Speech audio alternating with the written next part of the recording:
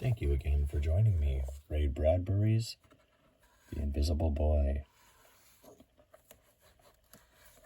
She took the great iron spoon and the mummified frog and gave it a bash and made dust of it, and talked to the dust while she ground it in her stony fists quickly. Her beady gray bird eyes flickered at the cabin. Each time she looked, a head in the small, thin window ducked as if she'd fired off a shotgun. "Charlie!" cried Old Lady. "You come out of there. I'm fixin' a lizard magic to unlock that rusty door. You come out now, and I won't make the earth shake or the trees go up in fire or the sun set at high noon." The only sound was the warm mountain light on the high turpentine trees, a tufted squirrel chittering around and around on a green-furred log, the ants moving in a fine brown line at Old Lady's bare blue-veined feet. You've been starving in there 2 days, darn you," she panted, chiming the spoon against a flat rock, causing the plump gray miracle bag to swing at her waist. Sweating sour, she rose and marched at the cabin, bearing the pulverized flesh. "Come out now." She flicked a pinch of powder inside the lock. "All right, I'll come get you," she wheezed. She spun the knob with one walnut-colored hand, first one way, then the other. "Oh, Lord," she intoned, "fling this door wide." When nothing flung, she added yet another filter and held her breath. Her long blue untidy skirt rustled as she peered into her bag of darkness to see if she had any scaly monsters there, any charm finer than the frog she'd killed months ago for such a crisis as this. She heard Charlie breathing against the door. His folks had pranced off into Ozark Town early this week, leaving him, and he'd run almost 6 miles to Old Lady for company. She was by way of being an aunt or cousin or some such, and he didn't mind her fashions. But then, 2 days ago, Old Lady, having gotten used to the boy around, decided to keep him for convenient company. She pricked her thin shoulder bone, drew out 3 blood pearls, spat wet over her right elbow, tromped on a crunch cricket, and at the same instant clawed her left hand at Charlie, saying, "My son you are my son for all eternity." Charlie, bounding like a startled hare, had crashed off into the bush, heading for home. But Old Lady, skittering quick as a gingham lizard, cornered him in a dead end, and Charlie holed up in this old hermit's cabin and wouldn't come out, no matter how she whammed door, window, or knothole with amber-colored fist, or trounced her ritual fires, explaining to him that he was certainly her son now, all right. "Charlie, you there?" she asked, cutting holes in the door planks with her bright little slippery eyes. "I'm all of me here," he replied faintly, finally very tired. Maybe he would fall out on the ground any moment. She wrestled the knob hopefully. Perhaps a pinch too much frog powder had grated the lock wrong. She always overdid or underdid her miracles, she mused angrily, never doing them just exact. Devil take it. "Charlie, I only want someone to night prattle to, someone to warm hands with at the fire, someone to fetch kindling for me mornings and fight off the spunks that come creeping off early fogs. I ain't got no fetchings on you for myself, son, just for your company." She smacked her lips. "Tell you what, Charles, you come out and I teach you things." "What things?" he suspicioned. "Teach you how to buy cheap, sell high, catch a snow weasel, cut off its head, carry it warm in your hind pocket. There." "Oh," said Charlie. She made haste. "Teach you to make yourself shot-proof, so if anyone bangs at you with a gun, nothing happens."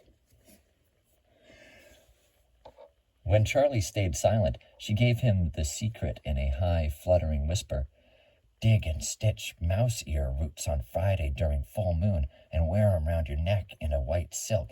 You're crazy, Charlie said.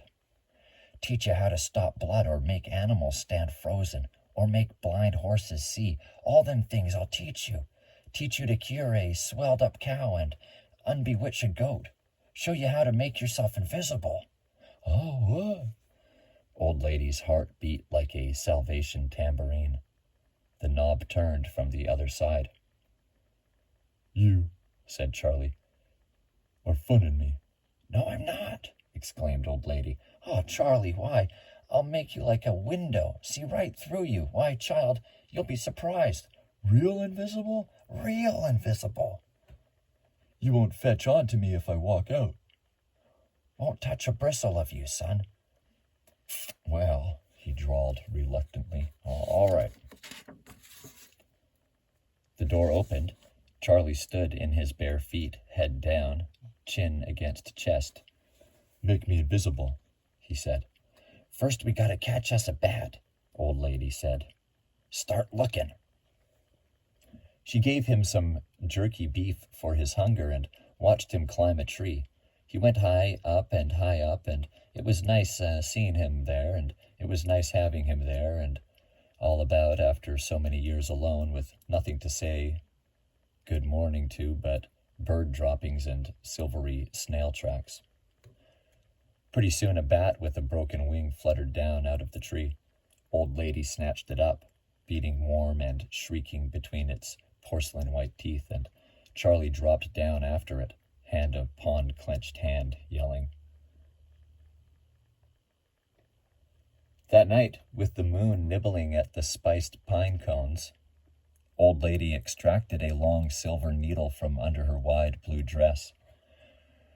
Gumming her excitement and secret anticipation, she sighted up the dead bat and held the cold needle steady. She had long ago realized that her miracles, despite all perspirations and salts and sulfurs, failed. But she had always dreamt that one day the miracles might start functioning, might spring up in crimson flowers and silver stars to prove that God had forgiven her for her pink body and her pink thoughts and her warm body and her warm thoughts as a young miss. But so far God had made no sign and said no word, but nobody knew this except old lady. Ready? She asked Charlie, who crouched, cross-kneed, wrapping his pretty legs in long goose-pimpled arms, his mouth open, making teeth. Ready, he whispered, shivering. There, she plunged the needle deep in the bat's right eye. So. Ah, screamed Charlie, wadding up his face. Now I wrap it in gingham, and there, put it in your pocket. Keep it there, bat and all. Go on. He pocketed the charm. Charlie, she shrieked fearfully. Charlie, where are you? I can't see you, child. Here, he jumped so the light ran in red streaks up his body. I'm here, old lady. He stared wildly at his arms, legs, chest, and toes. I'm here. Her eyes looked as if they were watching 1,000 fireflies crisscrossing each other in the wild night air. Charlie, you went so fast, quick as a hummingbird. Oh, Charlie, come back to me. But I'm here, he wailed. Where? By the fire, and I can see myself. I'm not invisible at all. Old lady rocked on her lean flanks. Course you can see you. Every invisible person knows himself. Otherwise, how could you eat, walk, or get around places? Charlie, touch me so I know you. Uneasily, he put out a hand. She pretended to jerk, startled at his touch. Ah! You mean to say you can't find me? He asked. Truly? Not the least half rump of you. She found a tree to stare at and stared at it with shining eyes, careful not to glance at him. Why, I sure did a trick that time, she sighed with wonder. Ooh-wee, quickest invisible I ever made. Charlie, how you feel? Like creek water, all stirred. You'll settle. Then after a pause, she added, Well, What you going to do now, Charlie, since you're invisible? All sorts of things shot through his brain, she could tell. Adventures stood up and danced like hellfire in his eyes, and his mouth, just hanging, told what it meant to be a boy who imagined himself like the mountain winds. In a cold dream, he said, I'll run across wheat fields, climb snow mountains, steal white chickens off in farms. I'll kick pink pigs when they ain't looking. I'll pinch pretty girls' legs when they sleep, snap their garters in schoolrooms. Charlie looked at old lady, and from the shiny tips of her eyes, she saw something wicked shape his face. And other things I will, he said. Don't try nothing on me, warned old lady. I'm brittle as spring ice, and I don't take handling. Then, what about your folks? My folks? You can't fetch yourself home looking like that. Scare the inside ribbons out of them. Your mother'd faint straight back like timber falling. Think they want you about the house to stumble over and your ma have to call you every 3 minutes, even though you're in the room next to her elbow? Charlie had not considered it.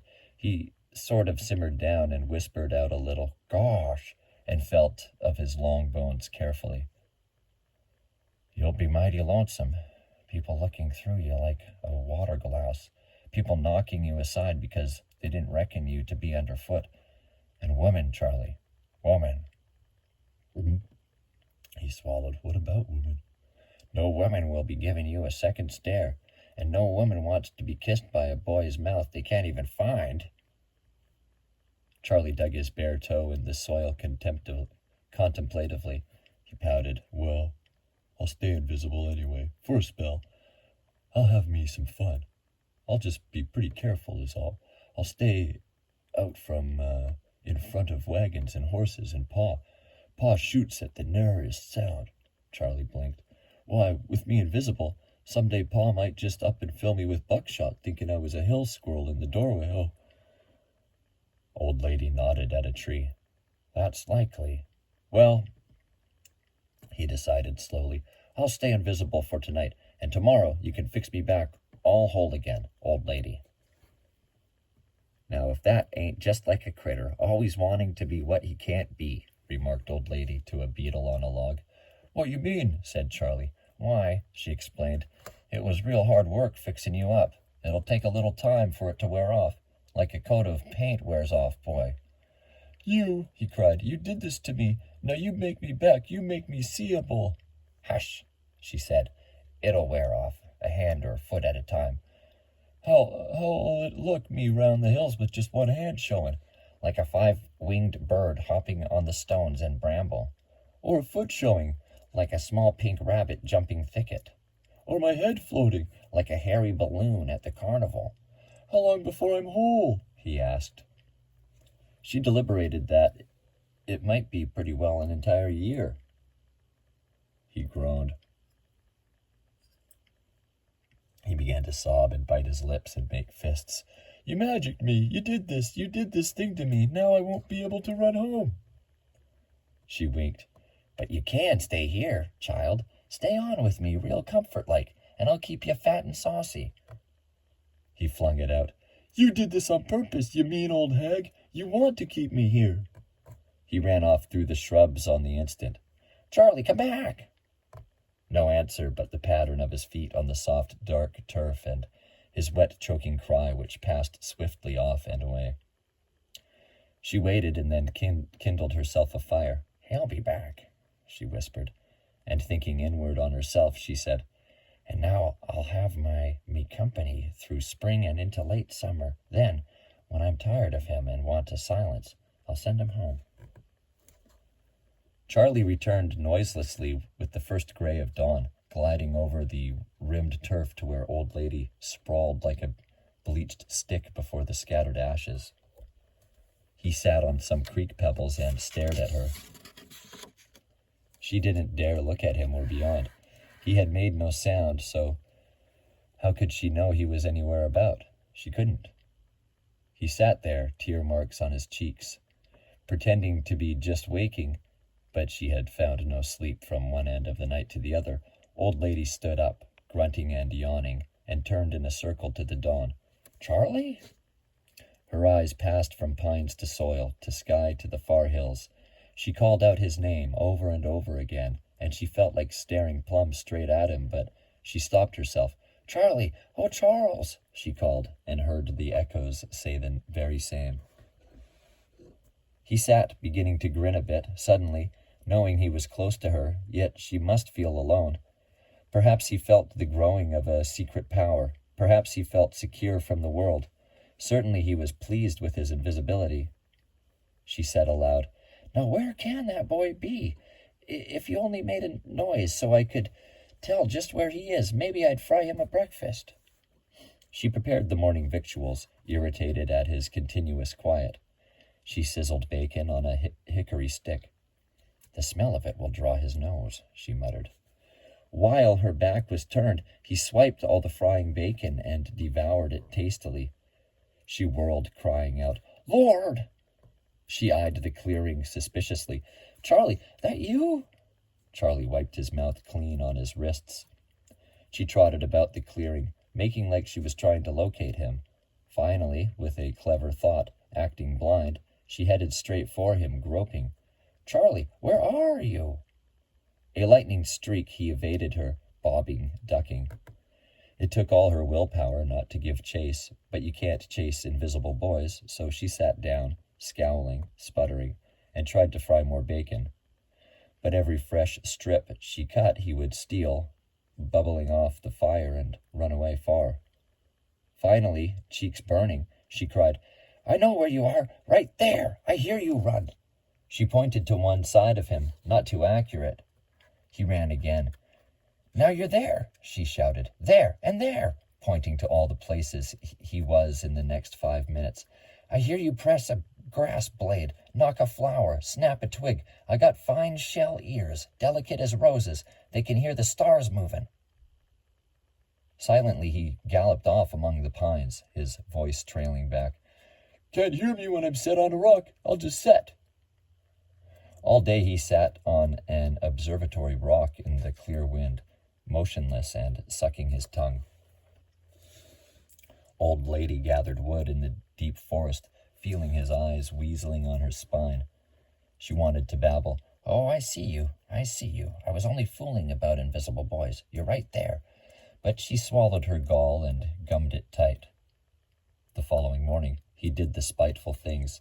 He began leaping from behind trees. He made toad faces, frog faces, spider faces at her, clenching down his lips with his fingers, popping his raw eyes, pushing up his nostrils so you could peer in and see his brain thinking.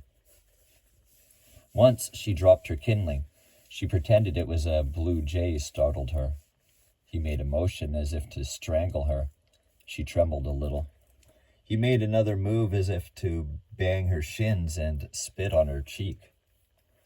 These motions she bore without a lid flicker or a mouth twitch. He stuck out his tongue, making strange bad noises. He wiggled his loose ears so she wanted to laugh, and finally she did laugh and explained it away quickly by saying, "Sat on a salamander. Oh, how it poked." By high noon, the whole madness boiled to a terrible peak.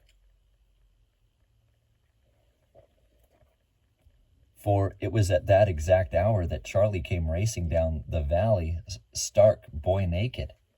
Old Lady nearly fell flat with shock. "Charlie!" she almost cried. Charlie raced naked up one side of a hill and naked down the other, naked as day, naked as the moon, raw as the sun and a newborn chick, his feet shimmering and rushing like the wings of a low, skimming hummingbird.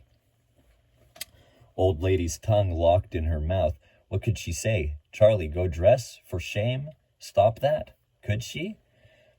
Oh, Charlie, Charlie, God, could she say that now? Well? Upon the big rock, she witnessed him dancing up and down, naked as the day of his birth, stomping bare feet, smacking his hands on his knees, and sucking in and out his white stomach like blowing and deflating a circus balloon. She shut her eyes tight and prayed. After 3 hours of this, she pleaded, "Charlie, Charlie, come here. I got something to tell you." Like a fallen leaf, he came, Dressed again, praise the Lord. Charlie, she said, looking at the pine trees, I see your right toe. There it is. You do? He said. Yes, she said very sadly. There it is, like a horny toad on the grass. And there, up there's your left ear hanging on the air like a pink butterfly. Charlie danced. I'm forming in. Old lady nodded. Here comes your ankle. Give me both my feet, ordered Charlie. You got 'em. And about my hands? I see one crawling on your knee like a daddy longlegs. How about the other one? It's crawling too. I got a body? Shaping up fine. I'll need my head to go home, old lady. To go home, she thought wearily. No, she said, stubborn and angry. No, you ain't got no head. No head at all, she cried. She'd leave that to the very last. No head, she insisted. No head, he wailed. Yes, oh my God, yes, you've got your blamed head, she snapped, giving up. Now, fetch me back my bat with the needle in its eye. He flung it at her. Ha, you! His yelling went all up the valley, and long after he had run toward home, she heard his echoes racing. Then she plucked up her kindling with a great dry weariness and started back toward her shack, sighing, talking. And Charlie followed her all the way, really invisible now, so she couldn't see him, just hear him, like a pine cone dropping or a deep underground stream trickling, or a squirrel clambering a bough. And over the fire at twilight she and Charlie sat, him so invisible and her feeding him bacon he wouldn't take, so she ate it herself, and then she fixed some magic and fell asleep with Charlie, made out of sticks and rags and pebbles, but still warm, and her very own son, slumbering and nice in her shaking mother arms. And they talked about golden things in drowsy voices until dawn made the fire slowly wither out.